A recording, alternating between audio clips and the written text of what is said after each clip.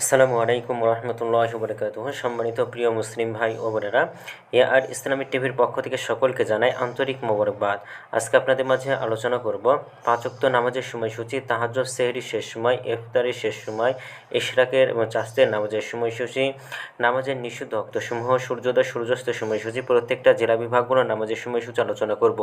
তো আজকে শনিবার 26 এপ্রিল 2025 ইংরেজি, 13ই বৈশাখ 1432 বাংলা, 27 শাওয়াল 1446 হিজরি। ঢাকা এবং পার্শ্ববর্তী এলাকার নামাজের সময়সূচি তুলে ধরছি।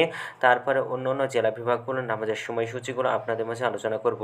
আজকে ঢাকা এবং পার্শ্ববর্তী এলাকার তাহাজ্জুদ এবং সেহরির শেষ সময় হলো 4টা 11 মিনিটে, ইফতারের সময় সন্ধ্যা 6টা 35 মিনিটে। আজকে ইশরাকের সময় 5টা 45 থেকে 11টা 50 পর্যন্ত এবং চাস্তের সময় হলো 5টা 45 থেকে 11টা 50 পর্যন্ত। আজকে ফজরের নামাজের রক্ত শুরু হবে 4টা 9 মিনিটে এবং শেষ হবে 5টা 28 মিনিটে। জোহরের নামাজের রক্ত শুরু হবে 11টা 57 এবং শেষ হবে 4টা 30 মিনিটে। আসরের নামাজের রক্ত শুরু হবে 4টা 31 মিনিটে এবং শেষ হবে 6টা 23 মিনিটে। মাগরিবের নামাজের রক্ত শুরু হবে 6টা 25 মিনিটে, মাগরিবের নামাজের রক্ত শেষ হবে 7টা 43 মিনিটে। এশার নামাজের রক্ত আজকে শুরু হবে 4টা 44 মিনিটে এবং এশার নামাজের রক্ত আজকে শেষ হবে 4টা 8 মিনিটে। নামাজের নিষিদ্ধ অক্তসমূহ হলো 3টা সময়: সকালে 5টা 29 থেকে 5টা 44 পর্যন্ত, দুপুরে 11টা 51 থেকে 11টা 56 পর্যন্ত, সন্ধ্যায় 6টা 9 থেকে 6টা 24 পর্যন্ত। এর মাঝখানে যতটুকু সময় থাকবে এর মধ্যে নামাজ পড়তে পারবে না। তো আজকে সূর্যাস্ত যাবে 6টা 26 মিনিটে আর আজকে সূর্যোদয় হবে 5টা 28 মিনিটে।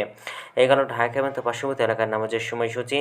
এখন আলোচনা করব বিভাগীয় শহরের জন্য উল্লিখিত সময়ের সঙ্গে যেসব বিভাগের সময় আপনি যোগ বিয়োগ করবেন তা হলো এই, অর্থাৎ আপনি বিয়োগ করবেন চট্টগ্রামে 5 মিনিট এবং সিলেটে 6 মিনিট কম করবেন। ঢাকা এবং পার্শ্ববর্তী এলাকায় যে নামাজের সময়সূচিরা রয়েছে সেখানে চট্টগ্রামে 5 মিনিট এবং সিলেটে 6 মিনিট কম করবেন। যোগ করবেন খুলনাতে 3 মিনিট, রাজশাহীতে 7 minute, Rangpur 8 minute, Barishal 1 minute বেশি করবেন ঢাকা এবং পার্শ্ববর্তী এলাকায় যে নামাজের সময়সূচিরা রয়েছে সেখান থেকে।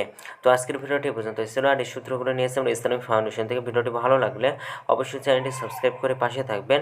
ধন্যবাদ সকলকে। আসসালামু আলাইকুম রহমতুল্লাহ।